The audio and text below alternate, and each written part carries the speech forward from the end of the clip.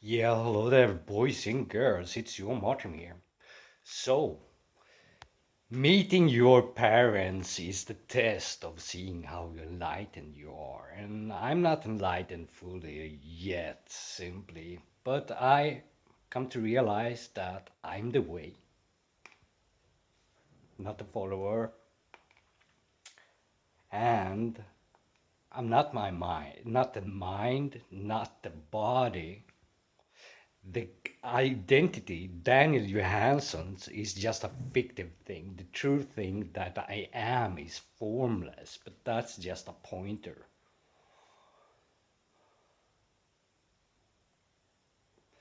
And the ego, it's nothing you can do that's gonna make it go away.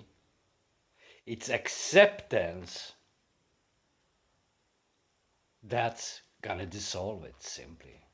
You need to accept the ego and accept current circumstances and see that nagging voice in the mind is just the ego simply.